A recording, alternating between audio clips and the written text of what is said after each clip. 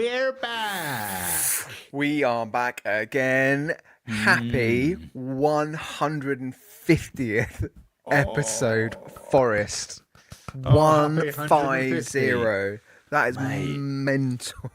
We have 150 times we have talked together. We have uploaded us talking. Like, isn't that absolutely crazy? That is mad. That is mad. Dear listener, this is amazing. Like, and a big attributed to you as well for listening. Like, mate, this is our third year of doing this podcast, and just to think that we are at 150, we're going to be smashing through to 200 before we know it. It just amazes me. This podcast amazes me. I fucking love doing this. I love doing this. Same.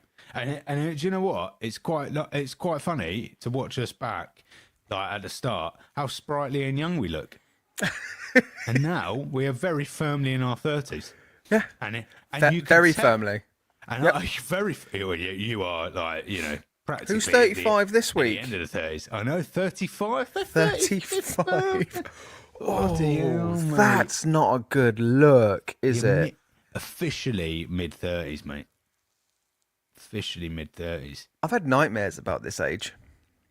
Well, and everybody I've spoken to that are 35 or have been 35 have always said to me, it's not a good year. Got a health scares. It's not.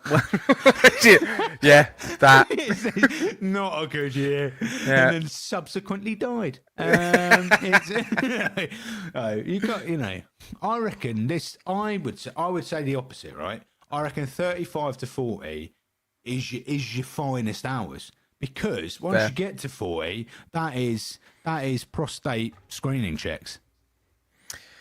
Yeah, that's true. That's coming up. That's coming Once up, you man. get to 40, that is right. I need to, you know. The thing is, my leg we can't twinges. can't complain about that prostate check. By the way, we're not allowed to. Women do their smear tests every fucking year, mate. I'm more than happy they can stick a rod up my arsehole as often as that is what happens in a prostate exam, is it?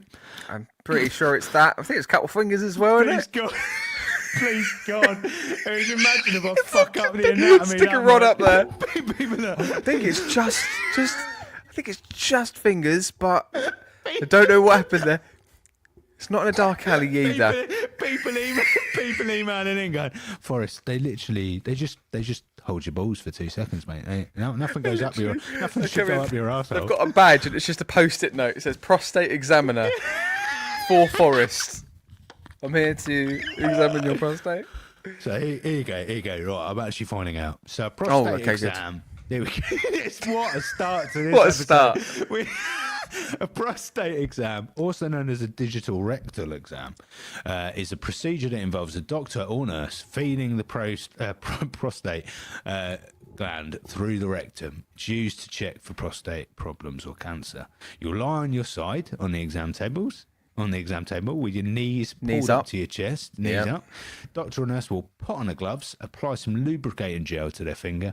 They will gently insert their finger into your rectum. Probably going to be cold as well, but yeah, go on. Yeah, and they will feel for any lumps, or if your prostate feels larger than normal for your age. There you go.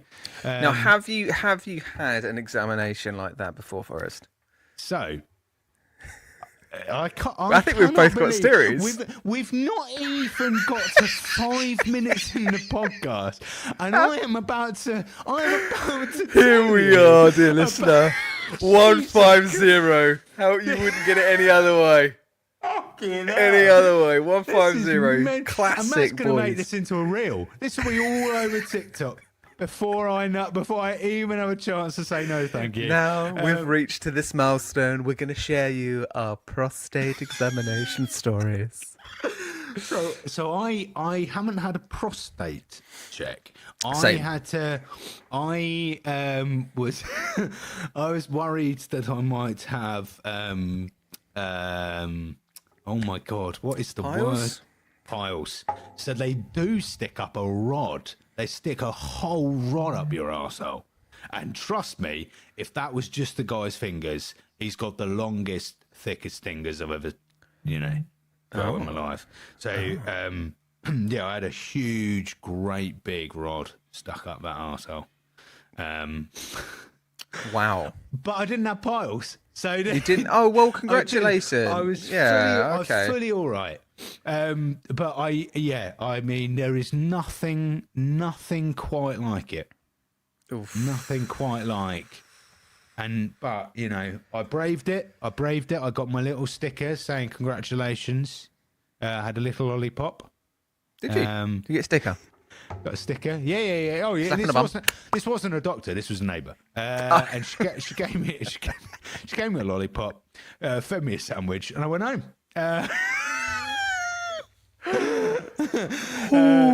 So what's your story? So I have had an endoscopy twice. So that's through tubes through the throat.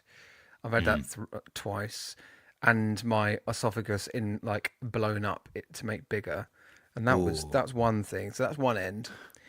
Yeah. And subsequently, I've had also 2 rectal examinations.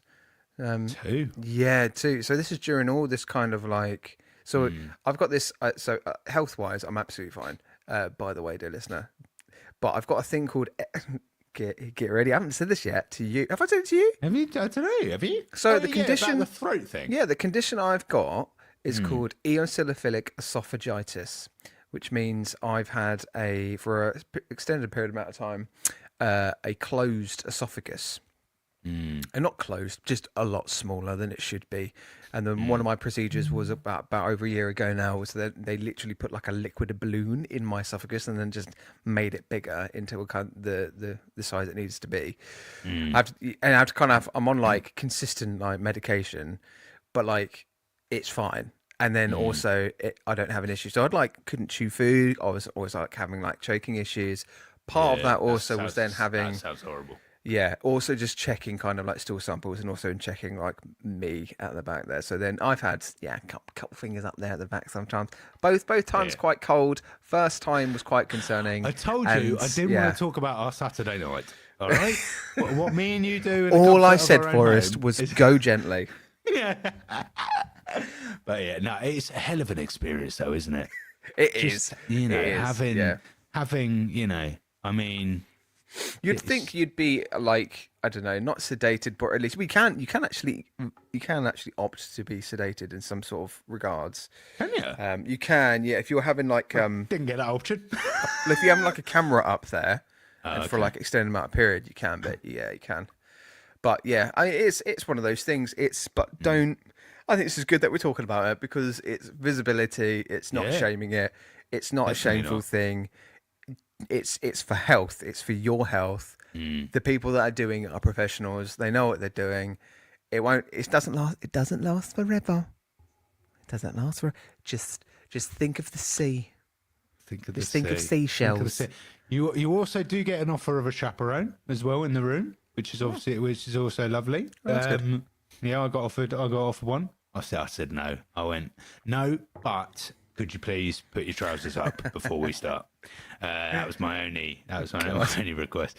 No, it's good. It was really it was good. It wasn't good. It was enjoyable. From start to finish off. I just had a great time. No, it is what it is. It's someone going quite close, going inside your arsehole. That is, that's not, some people do that for pleasure. Anyway, this is seriously derailed. This 10 minutes is outrageous for a This is a Daredevil episode. We're about to We're about to segue. Speaking of a rectal examination, there's been plenty foot up people's arse in the last episodes of Daredevil season 1. Let's go for that intro and review. Episodes 10 to 13. 150. Let's go.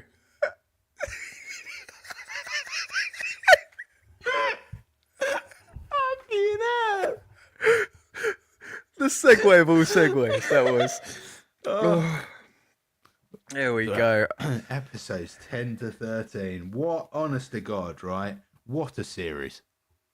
What a I'm program! so happy you like this. You know what? I smile at the TV knowing that you said, Forrest, trust me, you're going to enjoy yourself. And I said to Matt before we started recording, I'm already on episode 3 of series 2. I'm jumping. I'm just going at it, mate. I Mate, can't. steady on. You can't contain me. I'm just so excited for the stuff. But we go back. We go start episode 10. I've got to be honest, I don't have a good track record, right? As we will talk about later in the series, or tonight we will talk about it, but later in the episode. So I messaged Matt about Vanessa, and I was saying, she's a great actress. I was enjoying the character of Vanessa. Minutes later, she gets poisoned. Minutes, almost seconds later. Oh, she's poisoned. Potentially dead. So this is the episode where we have the ball. We have an extravagant ball. There is a lot of poisonings.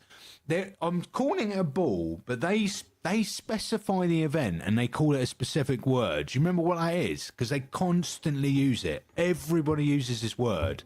It's like almost like the equivalent of a gala, but they don't call it a gala. It's a benefit. That's it. Benefit. It's an American term because we call it a gala. I think they call it a benefit. And a benefit is a charity event. Oh, I see. Isn't it? Yes. Yeah. Is that right? And maybe. I mean, yeah, it makes sense. It kept calling it a benefit, and I was like, okay. So yes, that we get the benefit in this episode. This is where Foggy and Matt come to blows, mate. We get yeah, they do. Foggy is not a happy bunny. Not happy. He's not happy. He's not happy. What do you think? What do you think of that moment? So the whole episode for Matt and Foggy were in that room, in the apartment, dealing with the past, dealing with this new information, the hurt that Foggy felt, the sadness and the guilt that Matty's got. What did you think about that? I think because I thought it should have went somewhere else. Sorry, go on. I literally just fucking. Well, I think. Well, you might have that thought for us, but no. I thought it went on for too long. Yeah, I thought it was a bit like I don't really. I think obviously you're going to be shocked. You're going to be surprised. Are you what Foggy knows about Daredevil, or this at that time, not Daredevil, superhero, whatever. Right? What Foggy knows? Would he seriously reconsider every conversation and all of the time that he's known with Matt Murdock? Because we got flashbacks, didn't we? So we went into a flashback almost episode of the friendship basically being started and coming through, and surely there must have been inklings anyway. I can't believe you've just gone, wait, what? What? Because Foggy would have lied to Matt. And Matt would have had a very good instinct, right, to have gone, that's bullshit. And after however long of knowing someone, right? If I knew you, if me and you, right, have known each other for 5 years now, and if you constantly were able to call me out every time I lied about something, right, you'd be like, fucking hell, that's a skill. So when you put the 2 and 2 together, you'd be like, oh, that makes sense. That makes sense, yeah. Like this blind guy has a fucking good grasp on who's in the room and what's going on. Literally. And at no point Foggy has gone, cool, he's got bloody good hearing there. And it's when Foggy goes, he asks that question at the end, doesn't it, just before he storms out, like you say, if I was the person that was this guy, I would have kept the secret from you. I would have told you. And he's like, yes, I would. I would have told you. And I'm like, no, come on. And even then, Matty must have known if he was lying in that position because he can sense it, can't he? It was just a bit. I found that a little bit contrived and childish. However, I don't know, the emotional weight of the whole situation, Foggy's side, was a bit blown out of proportion. But the reveal, I don't know. I kind of, part of me maybe want either for Foggy to know all about all of Matty's past from the offset, or to do that reveal later on. Because even before this point, we haven't even seen Daredevil become Daredevil. No, it's very early, isn't it? It's very early. It is very early, and yeah, it's the only really unbelievable bit of writing like that I can say. Yeah, I've been watching. I watched the season. I was a bit like, what? Goes on for ages. Foggy goes on a right old fucking. Oh, I'm gonna dump our sign in. Got end the whole firm, end everything about us. I'm like, but why though? There's not enough. There's not enough reason for that to happen, right? If Daredevil in the episodes prior, there had been a firefight or something happened where Foggy's ex was injured, or someone Foggy knows is hurt because of it, then yes, I would be far more inclined to go, yeah, I can understand why Foggy would be complete. Like, not only has this happened to someone you love, someone close to you, but it's the closest person to you as well who did that thing. Yeah, that's it. Right? Or has been accused of that thing. Yeah. What else happened to that episode? So yeah, the let's go back to the benefit, the gala. So Vanessa has been poisoned amongst with others. Now, we know what happens later on, and we'll get to that point of how that happened and who did it. But the commotion of going into this really dingy hospital that was Wesley's. Again, we'll talk about Wesley, I think, quite a bit in this episode, because this was the culmination of Wesley's character, and we'll talk about the next episode in a moment. But like, he immediately went, right, this nearest hospital, let's go for that. Blah, blah, blah, blah. He got the best doctor on a plane to come and arrive, and then just this kind of level of commotion was quite interesting, because Kingpin, Wilson Fisk, had some serious vulnerability in this episode, and I'm coming back to how much I really, really enjoy in this episode, particularly when he's having this impassionate speech just prior to the poison, where he's talking about the city, and he's kind of like holding back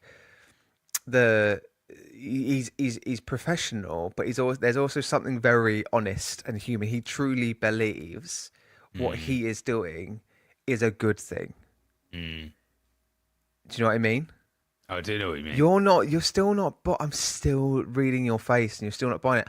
I think this guy is a fantastic actor, and I think he's really playing nuances with Wilson Fisk in terms of just human elements, making it compassionate. Yeah, this is so interesting, because this is the only time in 150 episodes we have continued to be far apart in each other's views. Yeah, I am so far the other way of saying that, like, if every, even when he's trying to be emotional, for me, the actor can't, it isn't being betrayed. It's just like, oh, I'm gonna screw my face up, and that's how I'm gonna react. I think the way that he reacts and acts isn't like an awkward child, or just somebody that's socially inept, somebody that cannot grasp their own emotions. Because that justifies everything that he does in terms of the way he lashes out, the way that he then gets, when he goes angry, he goes uber angry. Do you know what I mean? Like, it's just, I've really enjoyed rewatching this, and the main part so far, other than Karen, because do you know what? Karen's character when I first watched it annoyed me a little bit, but actually, I think Deborah Ann Woll is smashing it in this role. Kingpin is just full of complexities, but then also, for some reason, I got to the end of, I watched it on my phone just for the last 45 minutes before we start recording, and I feel sorry for Kingpin. I have empathy towards this horrid person who is not the best. It's not got the best morals, but there is a very human vulnerability where I go, oh God, no, he genuinely does love Vanessa. So when she does get poisoned, the panic is real. When Karen and Ben go and interview his mum, the reaction is real, and in my view, kind of justified. Do you know what I mean?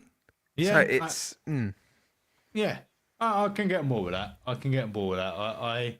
I just I just don't believe they picked the right actor. But I'm so against that. I think they've picked the perfect actor. Vincent D'Onofrio, yeah. See, I think it's you said about 100%. like that, you know, his childish nature is coming through. But for me, that is just like, I don't know. I feel like that's just because he's not acting it great.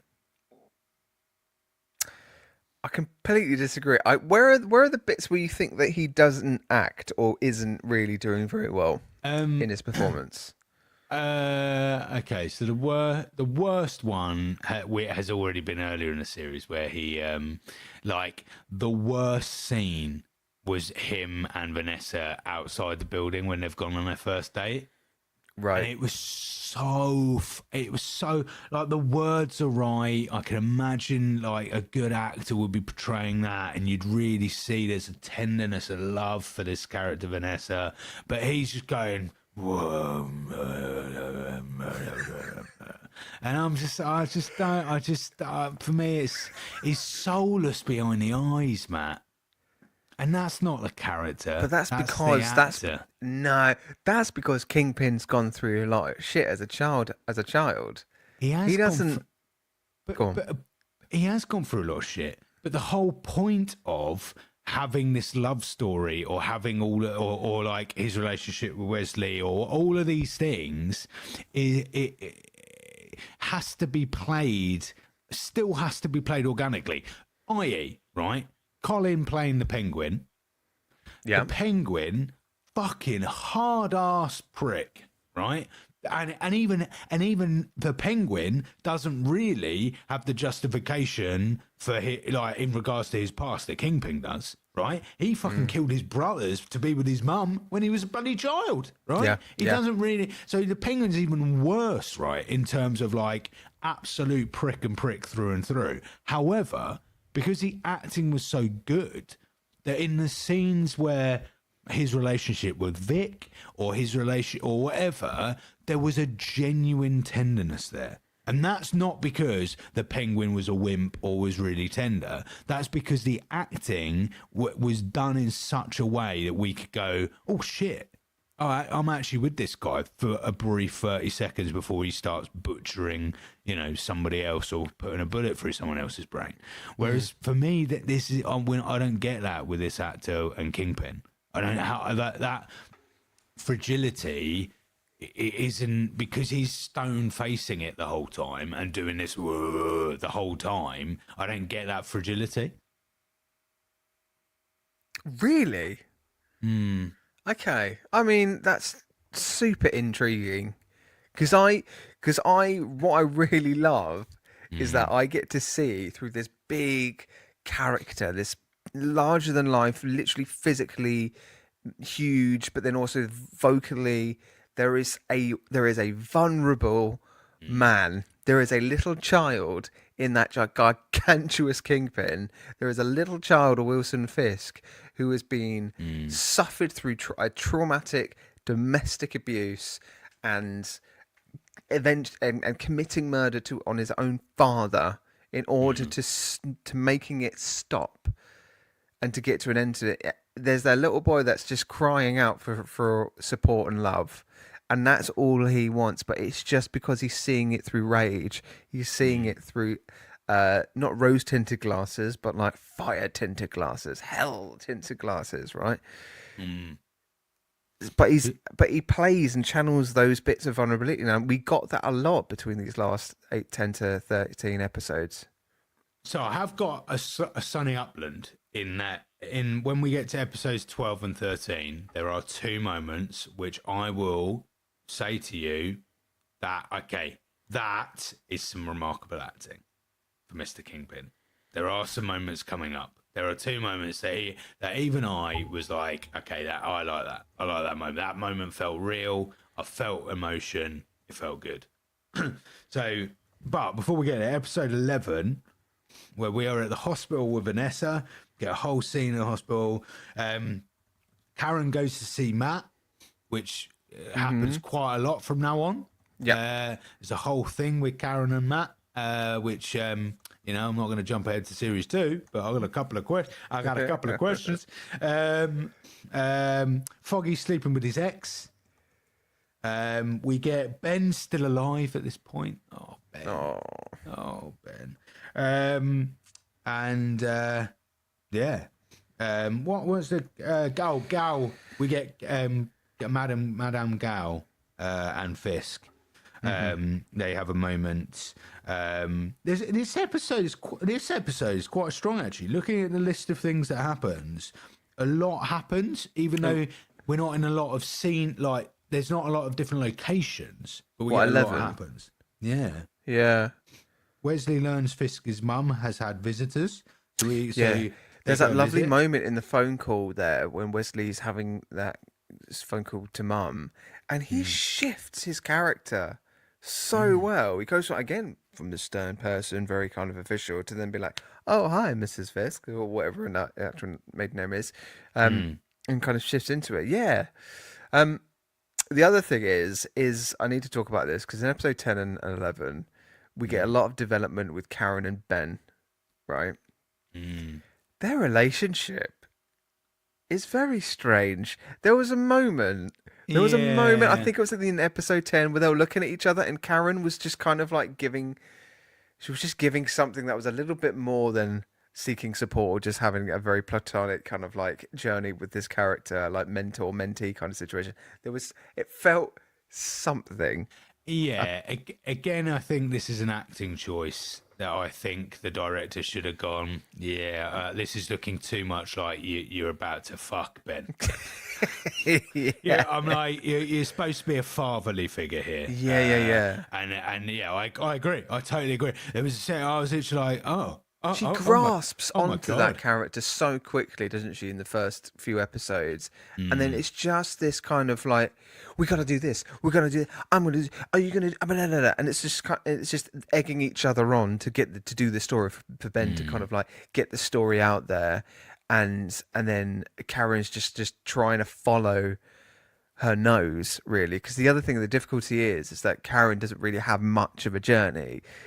Her journey only develops as the episodes go along gradually. There's no kind of like very clear, this is who she is, this is what she wants.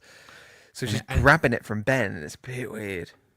Yeah, and again, I don't know if I mentioned this last week or the week before about the writing of Karen annoys me because it feels very much like, oh, here's a female. She's going to be interested in every male she comes across. Yeah. And it's because it's literally like her and Foggy have had scenes, her and Matt have scenes, her and Matt have like an incredible scene coming up in series 2. No spoilers. Oh yeah, at the pool table and basically fucking over Paul at that point. Oh my Jesus Christ! put your balls in the pockets and go home, guys. Stick that in your fanfiction.com. And then Ben, and I'm like, why? I'm like, what is? Or again, is it the writing, or is it Karen? I feel like it was. I think you're right. It was a choice. Yeah. I think it was a choice that just got a little bit misinterpreted, and it lingered a little bit. But like, yeah, they go and they've had the visit with the mum and stuff, so they completed that bit. And when they get found out, then Karen gets... Well, did she get knocked out or drugged, wasn't she? She was kind of just... Was it drugged, wasn't it? Yes. Caught you mid-yawn.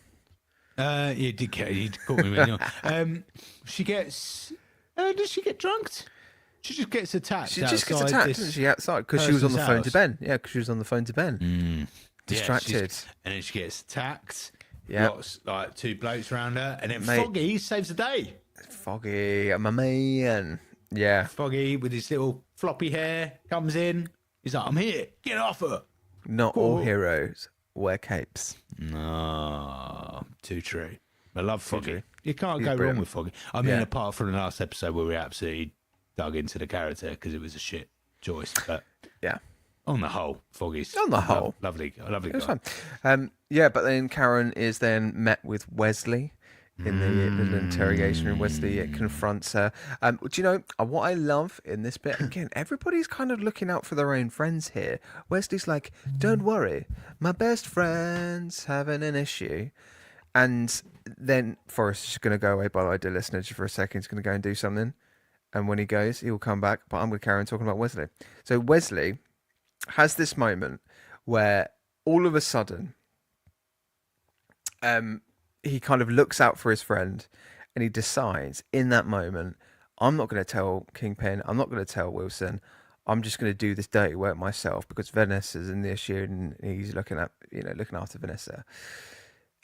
As something part of it, again, you've got this right hand man and this absolute kingpin, literally a kingpin of this business that is this firm, let's say. It's very Peaky Blinders in a way, and he genuinely cares about him and he genuinely looks out for him.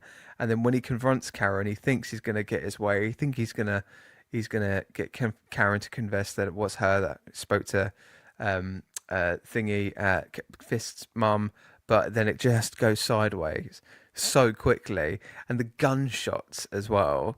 The gunshots literally last about 4 or 5, and then this is when I feel like the choice might have been a bit odd, because then after into the next episode it goes a bit strange for Karen in terms of like her reactions. I feel like, I wonder if that bit was played a little bit more sternly for Karen, if it was just kind of like boom boom, she shot him, and then all of a sudden a coldness went over Karen. Because the other thing is that I feel like that justifies it a little bit more because of everything else that she's experienced gone beforehand. Yeah, but hey, but I know Forrest wants to talk about Wesley, so we'll pause the Wesley train just there for a moment. The other bits, in terms of like Easter eggs that I sort of found out in episode 10, when we have those flashbacks with Foggy and Matt, we actually see Roxxon mentioned quite a few times, which is a tech company that is obviously primarily in the Spider-Man stories, but it has been seen in Loki. I think it's Loki season 1, I think it's season 1 when Sylvie goes into kind of looking mode for Loki in this kind of like Roxcart mall. We also have a moment where Foggy mentions Morales as well, or a Morales, as he goes in and tries to convince Matt to set up, tries to convince Foggy to set up his own firm. Just little links there, just little links. When that happened, it came back to me, the idea of going like, there has to be this Spider-Man crossover. I'll eat my hat, dear listener. I will eat this Superman hat if there is not a crossover of some sorts, or links, or threads, or even a nod. All right? If there's zero of that in the coming years, this hat's going to be eaten. I'll consume it. All right, I will. But yeah, we have that moment. Any other Easter eggs to listen and let us know. I'm just gonna move on. He's on a phone call, dear listener. That's what's happening. He's on a phone call. Now, going back to Karen and Ben, the other note I had in episode 11 is, I wonder, with Karen being influenced by all of these male role models or male characters, let's say, in Foggy, Matty, Ben, is there something in her past? Now, this is what I can't remember. In season 2 and 3, do we get some sort of past, like flashback episode with Karen, or a little bit more information about her?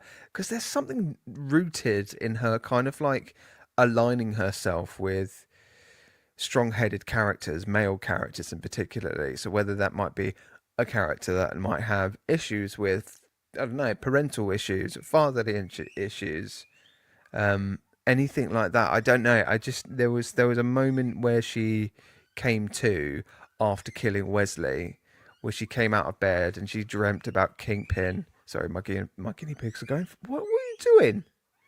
They're in a fight. It's all happening now. Episode 150, 150. We're never going to forget this one. This is going to be the one where Forrest leaves the podcast to take a phone call, and then all of a sudden, my guinea pigs have now decided to have a fight. What are you... Really? I might have to get it. I might actually have to get it. Do you know what I'm going to do to listen? I'm going to pause the podcast and just see what's going on with my guinea pigs. 2 seconds. So, anyway, where was I? I've had to grab... This is Sparkle, and Sparkle was unhappy. So, Sparkle, you're going to have to chill with me for a second. You're right. You're on the podcast now. Do you have anything to say? Nothing to say. Okay, cool, fine. We were talking about Daredevil, episode 11. Look at this. He's not even aware. He's still on the phone. Gosh, I hope he's all right. Who was I talking about? Karen, yes. So when Karen then has this kind of moment where she wakes up, Kingpin's at the thing, it's all very, I don't know, it's all a bit out there. But the thing is, though, I really enjoyed the fact that it was her that took out Wesley. If there was any character that needed to do something drastic, Karen was the one to do it. The other thing is that I really enjoyed Wesley's character. I really enjoyed the fact that he was this really stern right-hand man in the series. I'm sad that he's died. I'm sad that he went. The thing is, it's kind of similar to why that Coulson died. Like when Agent Coulson went too early in the MCU, I feel like we absolutely should have and could have got more Wesley in this show. But hey, alas, we haven't. We didn't. He's gone. He's been shot by the hand of Karen. I wonder if there'll be any... Go on, are you coming up? What are you doing? Any repercussions on that? Oh, God, what are you doing? I'm just trying to get this, mate. Just trying to get you comfy, mate. Jeez. Just trying to get you around a blanket, mate. I'm just trying to get you around a blanket. Anyway, none of this is going to make any sense.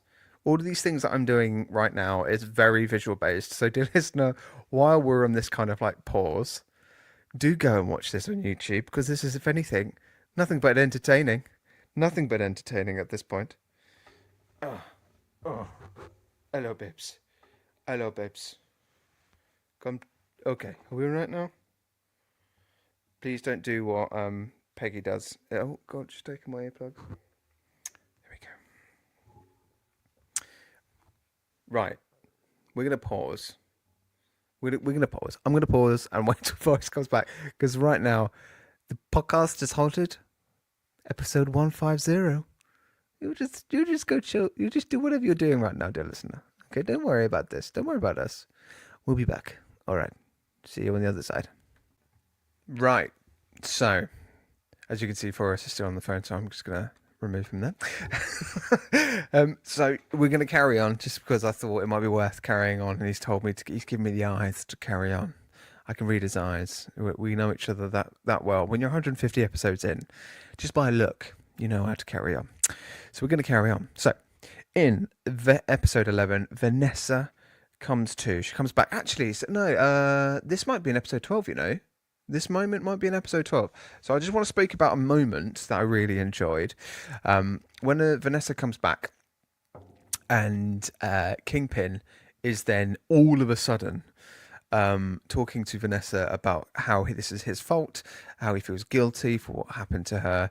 She's trying to understand and trying to get her bearings. But then there's this moment where her resilience, but then also kind of her intent with Wilson Fisk comes through, where she's like, no, go on, go and show these people what you can do and teach them a lesson. Basically, there's a brilliant line that she delivers about kind of like give them what you can give. Find them I don't know.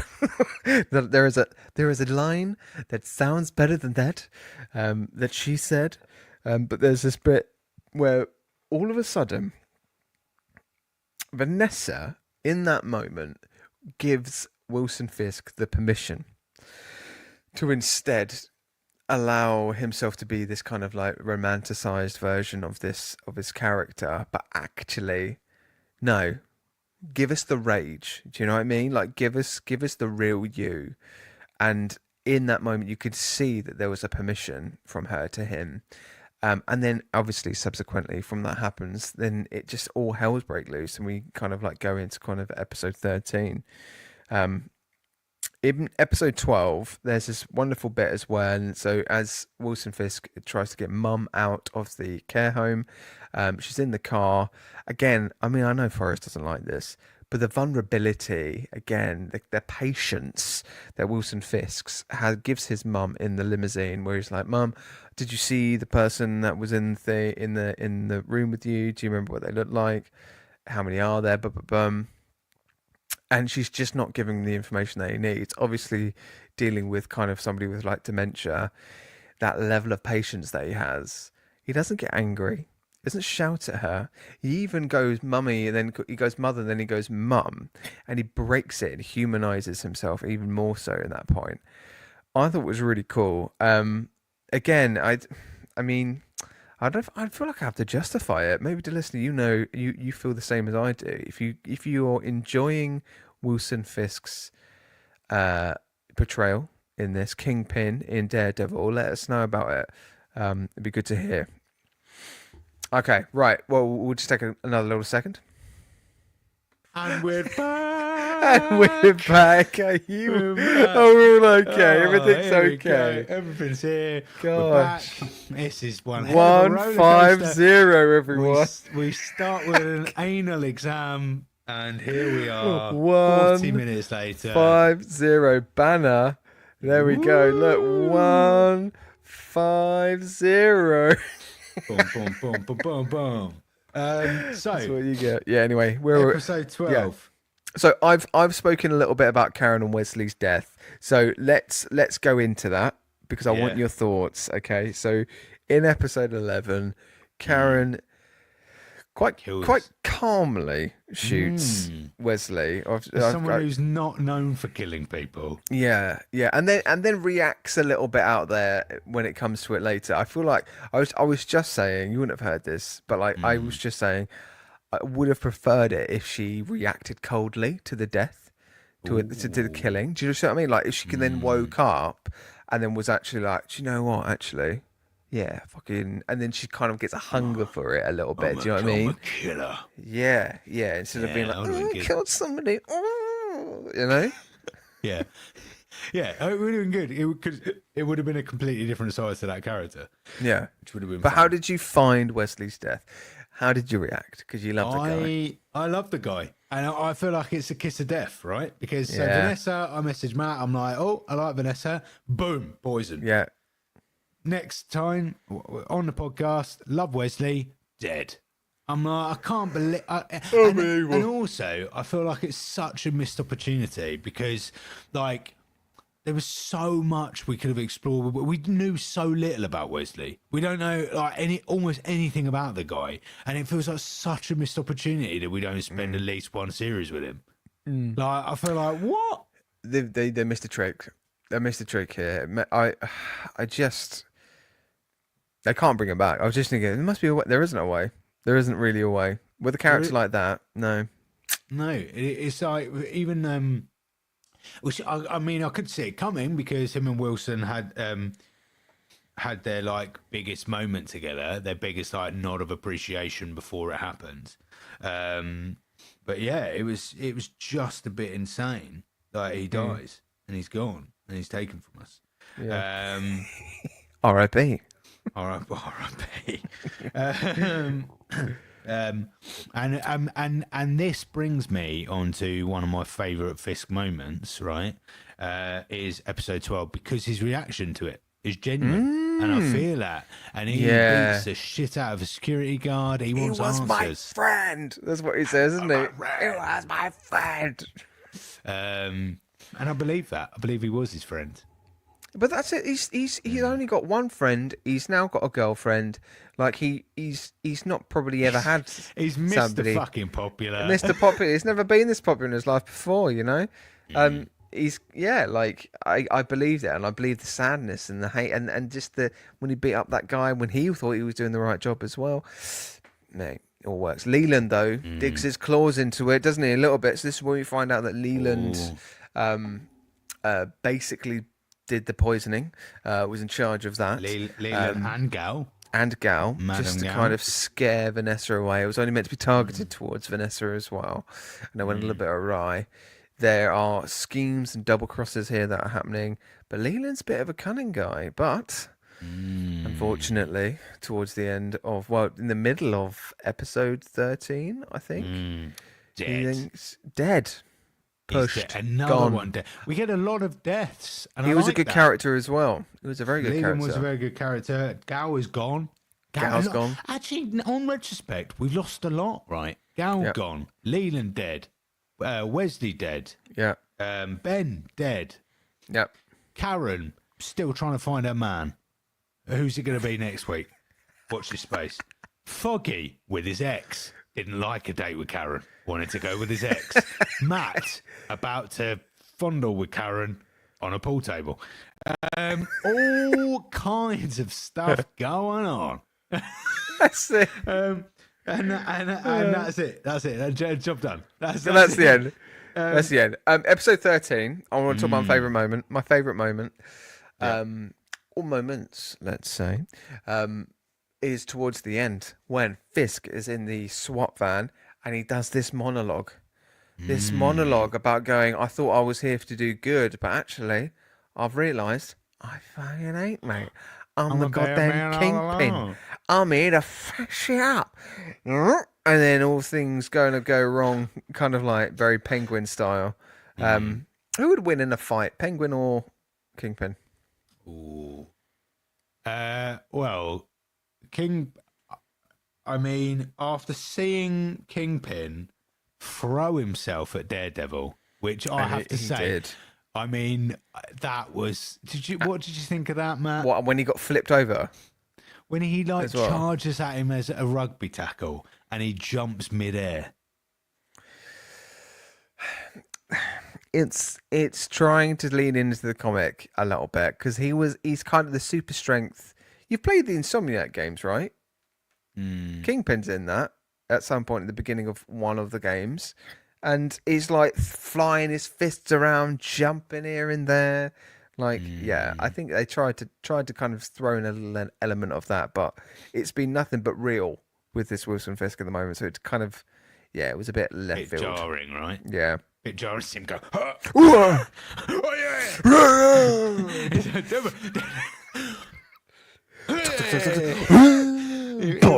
It reminded me of the old, get like PlayStation 1 fighting games.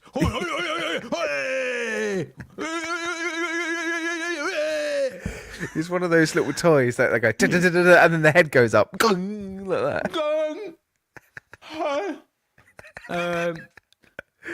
Yeah. What was that? So good. That bit was a bit odd, but that the bit at the end, the bit that you're on about, was absolutely Christopher Nolan's Batman. Totally. That was straight out of Dark Knight. Straight out of Dark Knight. 100%. That is the Joker out of the back of the van, load of robbers going in the bank. Like that is literally ripping that, right? Yeah, completely 100%. Completely. So I did think that when I watched it, I did like it. But the biggest thing I thought you'd mention, Matt, Daredevil suit. Daredevil looked pretty cool actually. When I saw it again, I thought, do you know what? I kind of like this one. If anything, this version of the Daredevil suit is my favourite because it's got this red and black. It's very tactical in a way as well. But yeah, it looks great. The horns are brilliant. Just really suits it. The other thing is that the flippy stuff looks better when he's in that suit. Yes. When he was doing the fight and all of that bit, and he was flipping around, fighting Kingpin and stuff, in actual Daredevil garb, that's what I'm there for. Yes, please. Thank you very much. The little horns. That's what got me excited for season 2. So now I'm actually, do you know what? I might, after we've done this little bit here, this little bit of the episode, I think I might go and start watching season 2, you know? Oh, because I've a good authority. The Punisher turns up. Does he now? I may have seen it, Matt. Have you? I have seen the episode, and he does show up. The Punisher is there. Okay. I haven't seen Bullseye yet. Bullseye. I've not seen that British game show rock up like you promised me, but I have seen the Punisher. The Punisher. So yeah. Was he punishing people? Damn fucking right he was. Damn fucking right. Was there lots of punishing?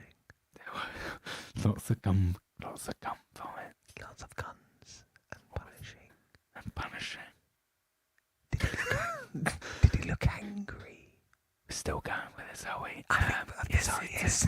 This has gone real ASMR. It did, didn't it? I don't even know if the listeners really appreciate that. Episode 150. I mean, this episode, for many reasons, has been fucking off the rails. We need to vault this episode now. Jesus Christ. You'll never see the light of day, this one. Fucking hell, man. Unfortunately, you will, because we put out everything that we do. Yeah, because we haven't got time to re-record it. So no, sorry, too busy. Job done, you can have it. Done. Yep. I can enjoy it. Pay us bloody money balls and we won't have to. We could redo this because we'd have all the time in the world. Yeah. Buy a tote bag.